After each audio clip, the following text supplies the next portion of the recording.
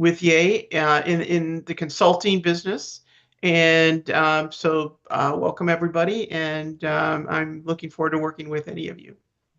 Well, perfect. On that note, I'd love to just open up the conversation about the roundtable with the clear truth that most experienced operators will really recognize immediately. Revenue growth does not equal healthy growth, as we all know, right? In many fashion and retail organizations, gross margin ROI really in erosion is not caused by pricing or sourcing alone. And it's caused by undisciplined buying for the most times, or the decisions that are done prematurely, and it erodes and compounds quietly over time. It's not something enough for us to have a bad season where we often start seeing that it's dripping until we really realize a year down the road that we are bleeding margin left and right. And because of those decisions that are potentially not data driven. Sometimes the assortments might have too much breadth, or the wrong depth of the assortment, or the late reads on the performance, and the lack of real constraints around inventory exposure. That is why we're here to really unpack it today and get some really great ideas of what can be done on your end with your assortments and how other people are doing it on their retail spaces. But before we dive in, I'd love to quickly introduce myself to those who don't know me, and love to see that we always have familiar faces are coming back, and I'm so glad that we're able to reach such a great community. But for the ones who don't know me and who joining us for the first time or watching this in replay, we are broadcasting this live, and the replays are available as well. So if you are watching this later, please send a comment below, and we will send you a replay. My name is Evgenia Alexandrovna Yushkova, or simply Ye. I'm a fashion business and retail consultant, working with retail brands and founders on building their private label strategies, merchandising discipline, and the end-to-end operational optimization. I host this executive roundtables really because I see the same pattern across businesses all sizes. Teams grow revenue, but profitability becomes harder every season. And more often than not, the root cause really traces back in the early buying and inventory decisions that were never designed with the scale in mind. In today's session, we're going to talk about the data-driven buying for high gross margin return on investment. It's not going to be a theoretical conversation, and it really goes back to the discipline of the buying framework and how we actually need to enforce that and to protect the cash, improve the turns, and allow teams to scale profitably. And how this principle apply across industries, even when assortment rules, like every different, whether they're rules or they're different for every business, there are absolutely certain strategies that we can all carry over from the conversation we're going to have. I'm super excited to introduce our special guest today, Slava Tatarchuk, who is the Senior Vice President of Supply Chain at carparts.com. And before stepping into supply chain leadership, Slava spent years in Senior Vice President of Merchandising for carparts.com as well, which is critical in really complex in retail environment, and the way that they have to make critical decisions about their assortment. It's very unique and different from what we see in fashion and retail, which gives us a really unique perspective. So I'm super excited to see the merchandising and hear the merchandising decisions that had been really been focused on optimization, and then figuring out how the supply chain needs to be redesigned to support them. Slava operates in one of the most complex retail environments, as I mentioned, that has extreme SKU counts, mandatory long tail assortment, seasonality, demand vitality, and short selling window, and really constrains pressure on improving margin. Margin, margin, margin. Slava, I don't want to speak for you, but I'm sure that that's exactly what you told me and shared with me when we had an opportunity to speak. And unlike the fashion business, as an example, automotive does not get to really aggressively prune their assortment. Where we have that luxury in the fashion space, they don't. And the long tail is really a part of the customer's promises, which makes the discipline around capital and inventory exposure and decision making non-negotiable. And this is why his perspective is so valuable to this group. So I'd love to really start off, Slava, by asking you the first question to really think about, you've really led both merchandising and supply chain environment where the assortment breadth is really fixed. So you really need to now focus about how you're going to go into depth of that assortment. And looking back at what matters the most for the gross margin ROI over time, pricing, vendor leverage, or discipline control of inventory exposure. And how do you make sure that the teams, most of them think that they're being disciplined, but they actually potentially aren't? Thank you for the introduction. I appreciate it. You're probably giving me way too much credit, but to answer your question, I think the most important thing, and that's going to be true in any industry and in any team, the most important thing is discipline. It's if whatever your goal is, whatever you're trying to achieve, you need to create a plan, you need to create rules, and you need to make sure that you're following those rules. Discipline comes before everything else. We product managers, buyers, and just company owners in general tend to make decisions just, based on a hunch or based on, I'm feeling that this is going to work. Let's do this. Let's buy an extra 20%. You can't do that. You have to have a discipline and you have to make sure that you're following your own rules. Hope And that with answers the question. No, that isn't the question, but with that, from your perspective that you've been in this space for so long, what kind of advice would you give to the retailers or the brands who are just starting up, as an example, right? And potentially they might not have enough data yet to make the disciplined decisions in terms of investment of their new inventory. What kind of advice would you give in those cases? Uh,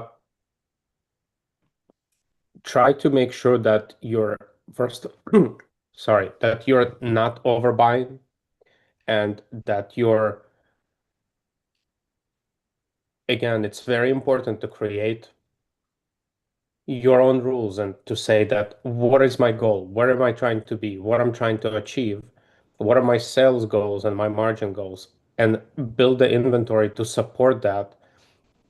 And yes, you're gonna have some gambles, some things will work, some things won't, but you need to, even if you don't have data, you need to try to solve how to get to your goal by using some sort of information, right? If your goal is hitting $1 million, you need to make sure you're gonna have a plan of how to have enough inventory to support $1 million worth of sales. And you shouldn't be below or above that, again, if that's your goal.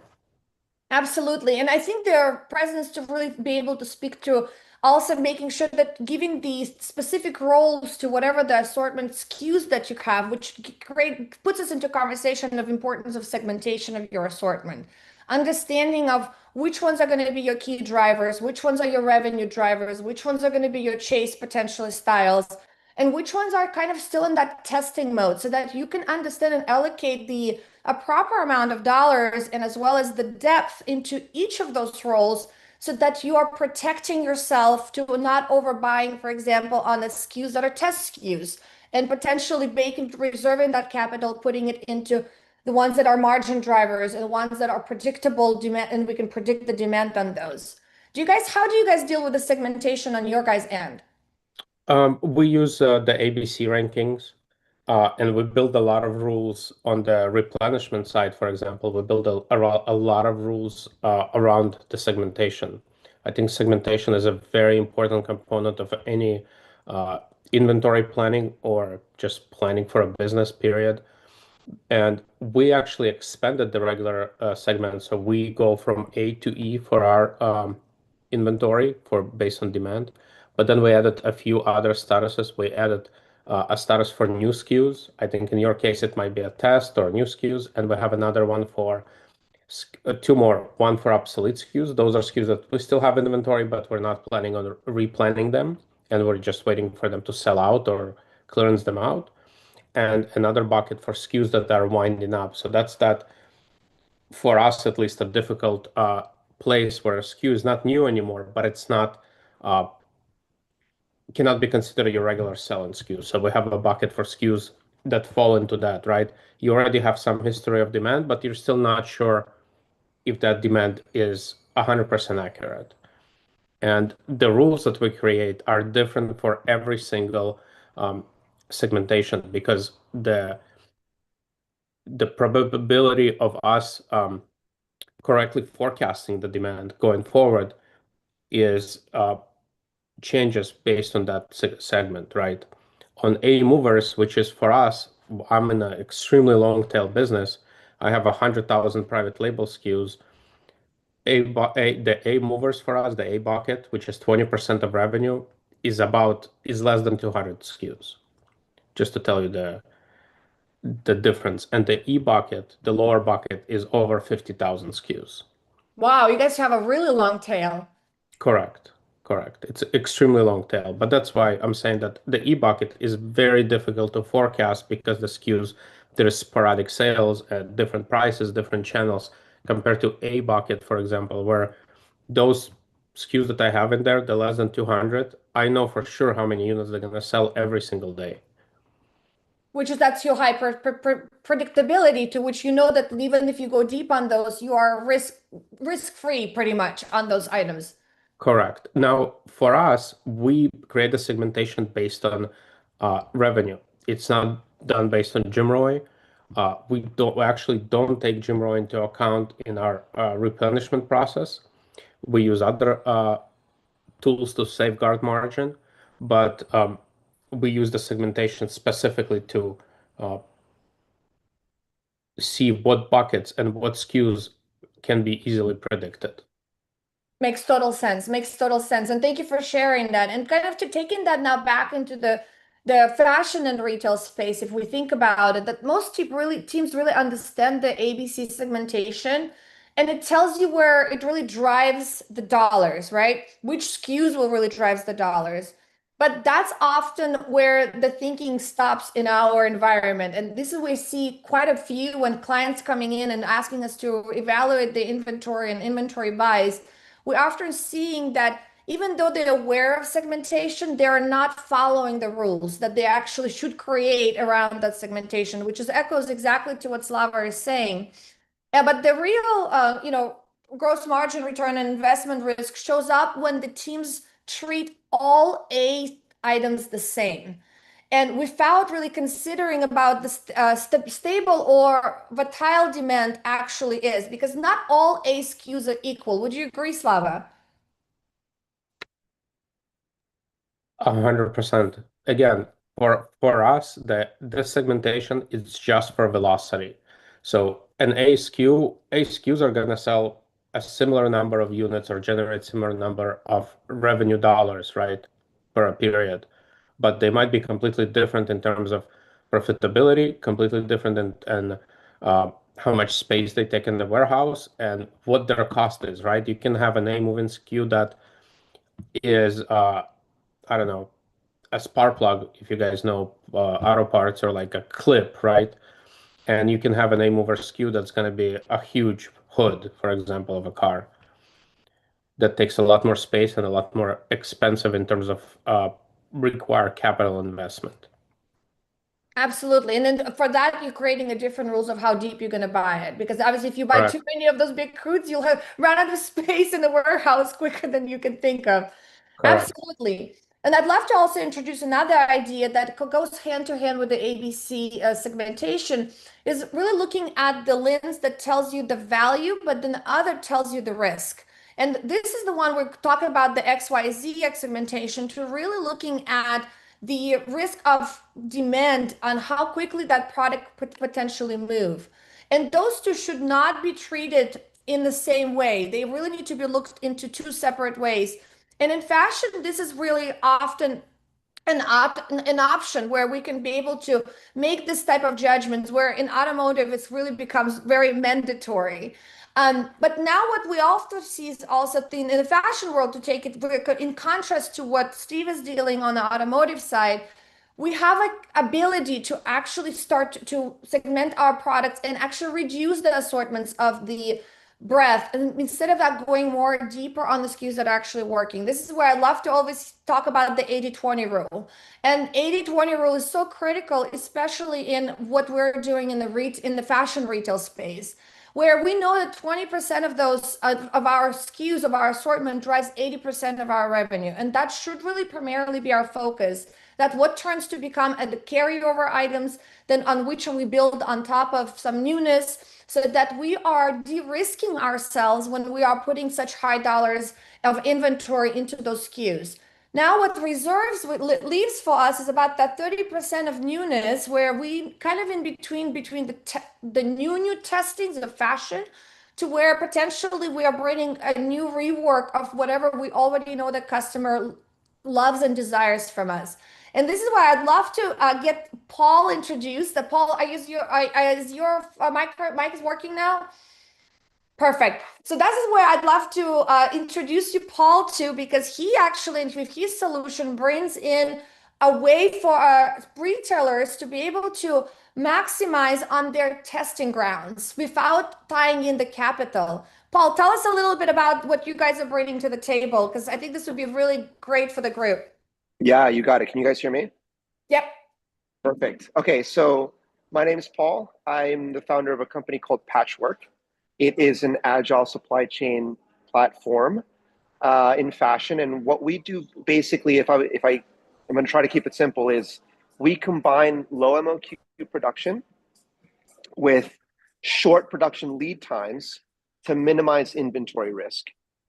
Right? So in apparel, what most brands do is they look forward a year, forecast a year, and see what consumers might want that year forward. And then they send this giant production order to a factory for 6, 7, 8 months worth of goods, and then hope that it all sells. But the forecast is always wrong, right? So you either overproduce and now you're discounting your product, you've markdowns, dead stock, or you underproduce and you stock out and miss the sale. And so what we do is we shorten that whole calendar down to 6 weeks. For us, it's 6 weeks between the brand placing the purchase order and having the goods in their warehouse ready to fulfill. Okay, and when you shorten that calendar down to 6 weeks, a lot of great things open up. Number one, you're keeping your production very close to your demand signals, right? Over 6 weeks, your customers are telling you what they want. You can jump right back into your best sellers and stay away from the duds, right? So that's number one. Number two is that because the overproduction risk is way, way less, the brands aren't discounting their product. They're not marking it down to get rid of it. And then third, because they're investing for only 6 weeks of goods at a time instead of 6 months, the brand gets their capital back, right? Now you've got all this cash in the bank, you can reinvest into the brand because the capital is not stuck in the form of inventory on a boat or a warehouse somewhere. So that's basically what we do. It's all about agility, keeping supply close to demand, getting the production right. And one of the things that is a consequence of that process is very healthy sell-through rates. And tell us a little bit about your success story with a few recent clients where you shared with me unbelievable success of how much capital they were able to open up and move it towards their driving SKUs, right? When the ones that they can go really deep on. Yeah, so we have one brand that's the kind of longest running brand that we've been working with. Their gross unit sales went up 50% in 9 months, and they took 12 points of pricing. And that's not, by the way, it's not that they raised their list price. Their list price is the same. It's just that they're not having to discount their product to get rid of it because of the overproduction. And so for them, now we're also, we've opened up this analytics suite with them because we're anyway integrated into their data. And so we gave them this whole data framework as part of our service where we're highlighting SKU by SKU the things that are selling well in its sell-through rate, the things that are not selling well in their sell-through rate, and also the things that are doing well in its gross profit multiple, which, you know this very well, gross profit's actually very tricky because it's not just a function of where you price it, it's also a function of how much you're having to discount, it's a function of what your return rate is, and it's a function of the other costs that get sold that are associated with that product. And so with us, they get this analytics suite where we break down all of those things SKU by SKU, and now they have a very good understanding of the things that are performing well and why, and the things that are not performing well, and either they take remedial steps to right size the performance, or the performance is just too low and you got to say we're just going to cut that out of the assortment because it doesn't make sense to have it there. Makes total sense. And so this is where thank you for sharing. This is really between you and Slava. I'm so excited that this is going to be such valuable conversation for everyone who is listening in, and as well as going to watch on the replay later on. But this is really also brings us back to just reinforcing that the discipline between understanding that not all SKUs perform equal, and understanding where you really need to allocate your capital, because you cannot do it equally to all your SKUs, and you have to do it really methodically. And I'd love to get Mary involved into this part of the conversation, because Mary, you've dealt with numbers for 31 years for a giant retailer at Follett. So I mean, how did you guys deal with that cash allocation for the assortment and inventory? Did you guys use the segmentations as well, or how did you guys do it on your end? We actually did it similar to how Slava is talking about, where it was really supply and demand. In retail, I worked in college campus bookstores across the United States. So similarly, we sold books. So books are only going to be sold primarily at the beginning of a semester, and that's about it. And then, of course, we started with the whole spectrum of digital. So we had to pivot very quickly as people didn't want to buy the books anymore. They actually wanted to have everything digital. So for us, we had to forward think and look at to make sure we're not going to have a lot of markdowns, because that's what's going to happen if you and it's similar to any retailer. You got to look at your styles, what's going out of date. Don't overbuy. Don't, make sure that if it's going out of style, you don't have a whole boatload there, because you're not going to sell it. It was the same thing with our clothing. We had our standard clothing that, as Steve talked about, that was our SKUs that were the A SKUs, right? Just the standard T-shirts and sweatshirts and hoodies that a student's going to want to buy. And then you had everything that had the different tail, which is the E. So I mean, we had kind of I don't care what business you're in, that strategy is what you have to go by. You have to be disciplined. You have to make sure that you're following the rules and that you're buying smartly, and not overbuying. Because especially it goes for a smaller business as well as a larger business.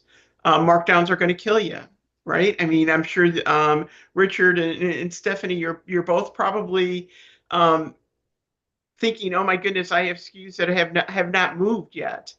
And what am I going to do? Do I mark them down and sell them on sale?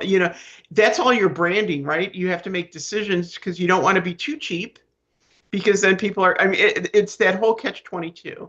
So I think that the strategy that Slava is talking about, and the opportunity that Paul is giving us as far as how he could help with those tails and with buying strategies, I think is really the way to go. So thank you, Mary. This is really valuable, and I appreciate for you to share it and chiming in this one.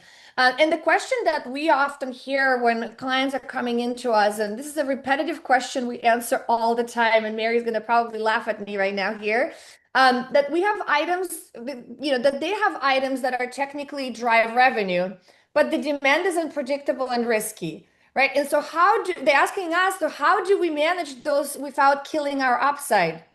And the mistakes that teams makes in really treating the upside is infinite and downside is theoretical. What disciplined teams do, instead of cap exposure early, you still participate in the upside, but you limit how much capital is allowed to sit in uncertainty.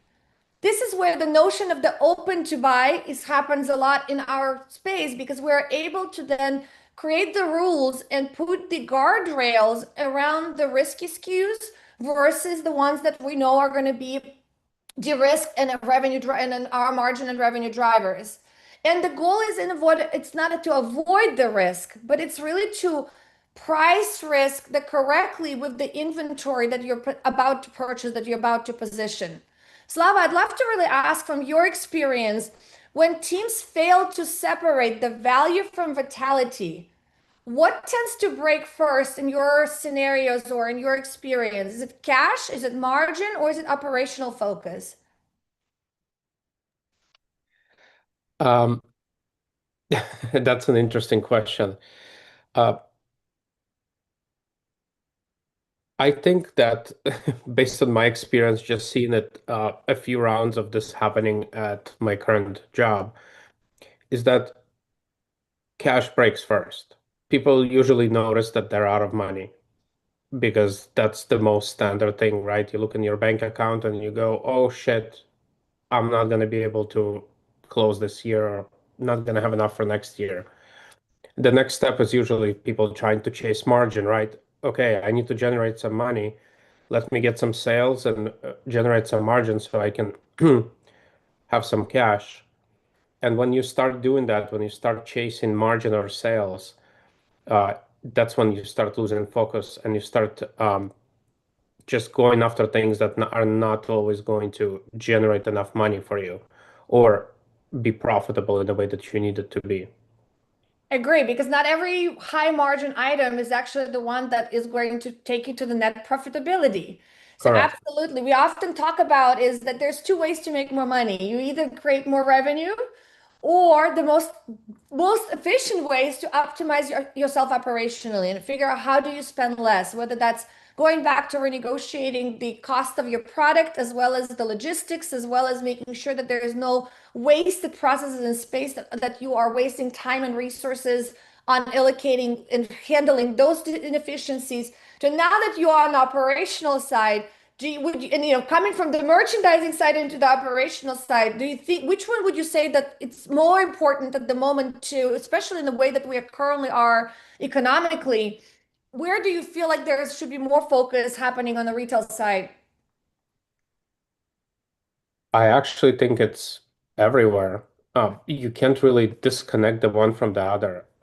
All the functions in the business are connected, right? That's why people keep talking about uh, cross-team collaboration and other very big words that, all they mean is that teams have to work together.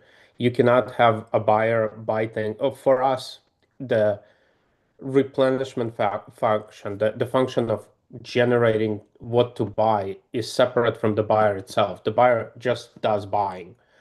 But and we also have product managers, which are not buyers. It's another group. So all these three teams have to work together in order to figure out what is the correct level of change that we're going to see next year. What they're thinking is going to be selling more. What's going to the next season in terms of weather? What is it going to look like? What are the weather forecasts are like?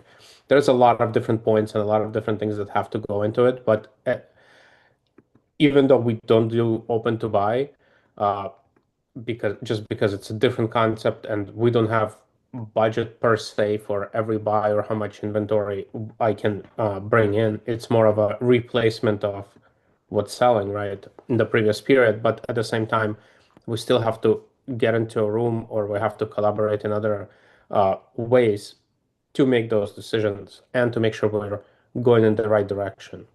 And I'm assuming then from the operational side, then you have to layer in figuring it out. Then how do you support that growth or change in terms of the delivery logistics? Can you speak a little bit more on that, Ann? Yes, again, it's all connected, right? So once we know what our volume or what the change in demand is going to be for next year, for example, or for 6 months from now, we actually have contracts with ocean carriers that have a number of containers that we promise or we think we're going to ship next year or in the current year. And if we need to flex it up or flex it down, we're always working. And again, it's all being driven by demand and by the signals of what the demand is going to do next year. Makes total sense. So goes back to reiterating the point that we constantly hear and make during this roundtables and during our Path to Profit live events is that when you are trying to solve a challenge, right? And if your challenge is currently right now is profitability, you cannot look at it as in a silo in one area. You really need to take a step back and look at it from the end-to-end piece of it, from the end-to-end process of it, from the moment of conceptual and buying and planning all the way through how it will get to your customer and where those optimization can happen. Would you agree that that would be the best way to go about it? Yes, and it's data is king, right? You need to collect as much data as possible. You need to put it into uh, the right place. You need to make sure you're measuring costs correctly. I've seen a lot of people that are not looking at landed costs correctly. They think that FOB is going to be their less cost. They're not taking into account tariffs. They're not taking into account how much it's going to cost to get that container from the port to your home or to unload it or to store it or whatever it is. There's a lot of things that and a lot of costs associated with bringing in inventory or private labeling inventory. And you need to make sure that you're looking at all of them. If you're trying to be more profitable, you need to, it's never a one issue will fix everything, or most of the time it's not. You have to look through your whole uh, network and make sure you look at all the costs.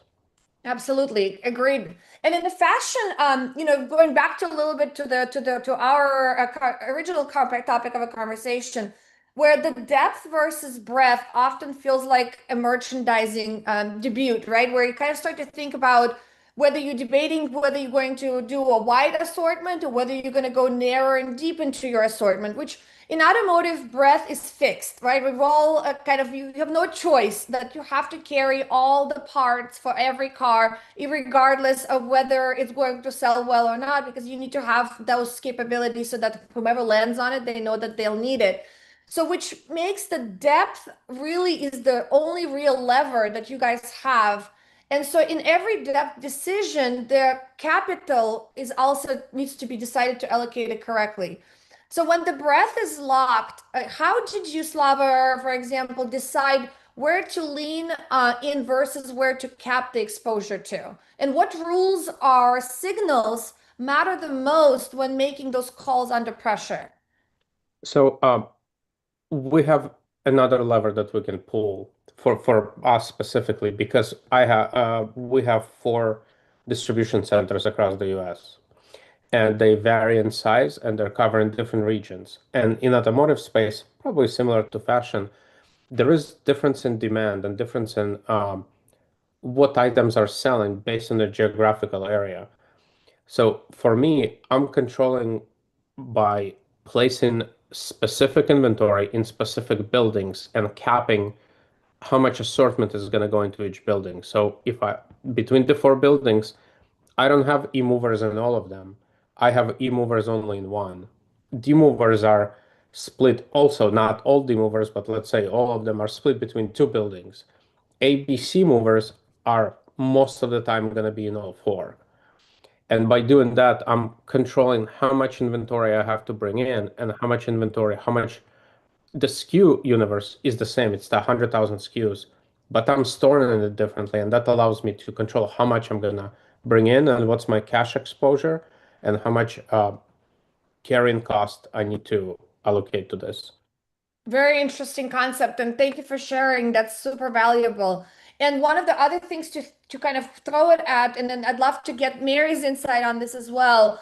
From the retail side, when we talk about general merchandise, right? One of the things that we also often see, especially if you have retail, or if you are retail or have kind of ability where you have multiple channels, multiple store locations, or you're servicing multiple locations, multiple warehouses, to also think about your segmentation of going back to the segmentation of the assortment by potential assortment size. Like going back to Follett serviced 1,200 college bookstores, but they did not give the same assortment to all 1,200 college bookstores. They've segmented them as well as from A, B, C, and D. And then we build the assortment of general merchandise based on the store volume so that we knew that our D drivers would potentially have a smaller subset of product where we would continuously add on and expand the assortment as we climb up to the A and A plus drivers. I mean, Mayor, can you talk a little bit more about this from your perspective, especially on the financial side? Well, one of the things that well, first I want to just add to what Steve said, because the collaboration between it depends on who you ask too, is what is the most important thing. Because if you're going to ask the accounting person, they're going to tell you your cash flow is. I just have to add that Yes, absolutely. I had to go back and say that if I was in the room, that's what I would be telling people, is that they need to plan out their spend and be forward looking. I don't care what size you are, because those expenses that Steve was talking about, as far as the additional costs of producing the merchandise or getting the merchandise to where it's going to land, you need to have the cash to be able to outlay it when it's ready to be delivered to your warehouse so that you could sell it. But anyways, I had to add to that little tidbit for everybody that's listening. But as far as in the general merchandise department, as far as, we did, we shipped directly from the, we had nothing in a warehouse. We had no general merchandise in a warehouse. It was all at our 1,200 locations. So a little different flavor, right? We had direct shipping from the vendor, like that we purchased the shirt from, went directly to the actual store. And so we did have open to buys, and each store was very different. And we had different size stores. So it wasn't just that we had product that was labeled A, B, C, D, E. We also had store size. So we had stores that were the A, B, C, D stores, and based on the size of the stores is how much merchandise they were actually able to buy. So that's the other thing, as a retailer, especially newer entrepreneurs coming out, that's the kind of things you have to think about, as especially if you're thinking about going into a retail space or somewhere else, selling on a different platform. How much merchandise do you want to have in each of those platforms? Because that's going to be key to your cash, right? How much capital are you going to be held up in the different platforms that you are choosing to sell your merchandise at? And those are decisions that we had to make. As Ye was saying, we actually had definitely a bunch of buyers. We had people who made those decisions, and then they had to decide based on the cash that we were able to outlay. We actually, the accounting folks gave them how much they could actually buy and spend every single semester.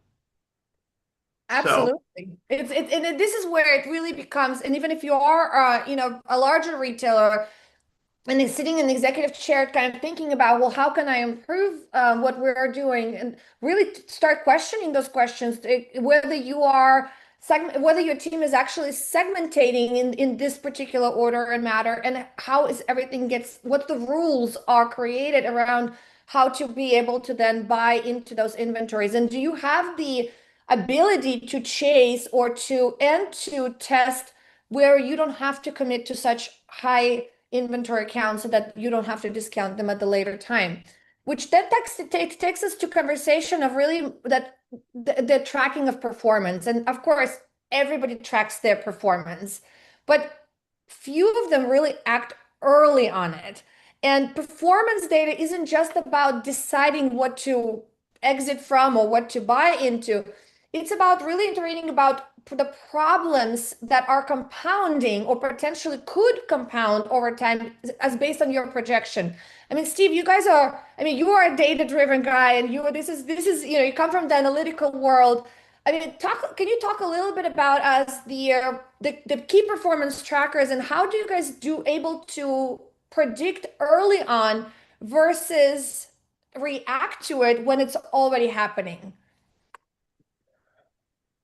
Are you asking in terms of demand planning or Yes. demand forecasting or inventory? We take a lot of different approaches, and some of them are a little require the business probably to be a little bigger or have more volume.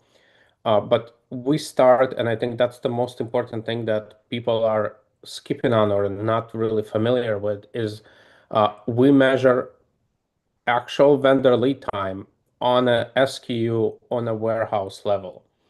And it's very important, and it's very important for what you were talking about before in terms of saving capital and money, because a difference in a week or 2 weeks in actual true lead time is going to make a huge difference either to your out of stock or to the amount of cash you need to put right into that product. And I think it's very important to do that, and to, even if you're doing an extremely simple version, and just look at in total of what's the lead time for the vendor, because we all know that vendors always overpromise and underdeliver. Not always, but a lot of the time, right? And you need to know what the actuals are. So that's in terms of vendors. In terms of all the other things, we look at demand and we run a number of formulas. Again, we always do this on a SKU level to make sure that we get the most correct version. Usually, the systems require 2 to 3 points of sales. So it's either weekly sales or monthly or however you're measuring it to come up with the change in demand forecasting, right? If your demand is up, you need 3 points or 2 points of it being up in order to change your forecast. But this is where exception management comes in. So we have a system that runs on, let's call it 90% of my SKUs, regardless if it's A or E, the system runs for them. The 10% that would be exceptions where something is off, that's going to be kicked out, and we're going to manually review it, and we're going to see what forecast we agree with. Do we need to be more on the safe side and look at the lower sales? Can we be more aggressive? Can we carry more? Does the SKU look promising? And this is also where the product managers or the CGMs, where their input comes in, because a lot of the cases we have to go to them and ask them, hey, the math is saying this. What do you think? So, this is really interesting. So I'd like to kind of dive in a little bit more on this. So but when the performance like is not there, for example, or how do you guys put the triggers, or what triggers for your team or for the teams, for your merchandising teams to be able to, for example, start looking at it manual or the outliers, or making some different change, right, on forecasting change and pivot quickly towards it? Uh, Again, we just look at the sales data, right? If we're seeing, and for us, because we have more volume, it's a little easier because there's more data. So it's easier to spot and see when things are changing. But in general, you want to look at your sales. If daily is too granular, look by week. If it's the item is not moving fast enough, try to combine it with other items that are moving in the similar fashion. But it's always looking for sales and how they're reacting, right? And when you're forecasting for the future, I know you've mentioned to me before, Farrell, that the seasonality is super important for you guys as well, which is also really super important for within our, the fashion retail space. We have different seasonality than automotive has, for example. But I think the critical piece here is to think about is when you're building out for the forecast for the next year, for the future, is to align your current sales and then historicals, but also looking at when the season actually starts, right? Well, your season is really tied to the weather, as you mentioned before. But in our retail side, in some brands would also be very much affected by either the weather seasonality or potentially on the selling window seasonality, whether it's around holidays or whether it's around summer, if it's a cruise line type of a product. Or, really rarely we would have a brand that is more or less steady sales throughout the whole year. So figuring out those seasonalities sooner than later, and not just the season, fall, winter, spring, summer, but what the actual demand seasonality shows. We have slightly different seasonality. Weather is an input, but it's not the actual seasonality. It doesn't impact the actual seasonality. It might shift it a little, but the seasonality is going to be the same. Uh, our season actually starts in about 2.5 weeks. No, 3 weeks and one day, to be exact. and it's based on tax refunds. So when tax refunds start hitting the bank accounts, we start seeing sales going up, and that's our season. It lasts for about 6 to 7 weeks. We're actually sell a lot less product on Christmas. I don't know why, but people don't like to give bumper covers as presents for Christmas. I think it's a good idea to start changing that. But for now, that's not, we're actually don't sell as much during the regular shopping holiday season. Makes total sense. And then where, one of the things that I also want to say is that, especially for the brands or retail brands that are fairly newer, you don't need to wait till you're going to start making lots of sales and collect this data to start making these decisions. As what Steve, again, echoing to what Steve said at the beginning of our conversation, it's important to understand the triggers and the things that you need to look at so that number one, you can collect data on those attributes, but at the same time creating the rules early on so that you can apply them with your early assortments and then later on refine them for your bigger assortments overall.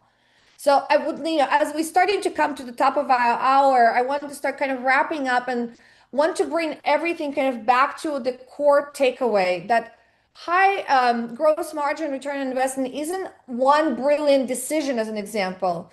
It's one of the many different tools that you could potentially look to organize and create a more of a strategic forecast and planning towards your inventory and towards your allocation of funds and buys. It's really lots of different small moving parts and discipline choices. It's about where deciding where the capital will go, where the risk is capped, and where the exceptions are lives, right? And potentially we recognize, to Steve's point, for example, that you might have exceptions into your assortment as well. And a majority of us do. And so understanding what those are so that you have a closer and be able to pay attention closer to it and not necessarily just running it through the same funnel of just automated rules that you're potentially creating in your demand planning. So those are really important things that often we see brands miss or don't pay attention enough to it, where it over time bleeds profitability. And that's where it's important for us to kind of frame that together. And Slava, for the fashion and private label teams, who do you, when you guys make that, because you do private label as well. And so what kind of assortment choices do you guys make in terms of the weight? How much you guys putting the investment on private label versus your, other products, right? Which the same thing would work in our retail fashion as well space.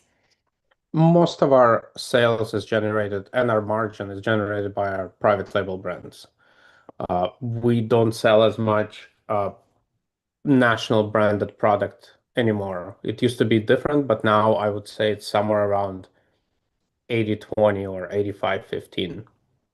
Interesting. And this is echoes to exactly what we've been talking about on multiple of our roundtables lately, is that if you are a retailer and you are at that mid to large size where you are really starting to think, well, what else can we do in order to maximize our profitability out of our assortment? This is where the private label really comes into play, and making it strategic, making it not a private label that brings more fashion into your assortment, but really is working around your key movers and key drivers and figuring out how you can optimize it so that you could benefit from a larger margins. But I also have the caveat to say that it needs to be done right, because private label can also become a cash draining machine because it puts an extra work on your resources, on your internal systems and internal resources. And if it's not done in efficient and a proper way, that can also then over time come to a realization that this was not a profitable venture. So doing it strategically and correctly is absolutely critical. And this is where our team also specializes in, of course, and comes in and helps to set up the programs as well as be able to build them out from end to end with the lean budget in mind and high profitability return on investment at the end.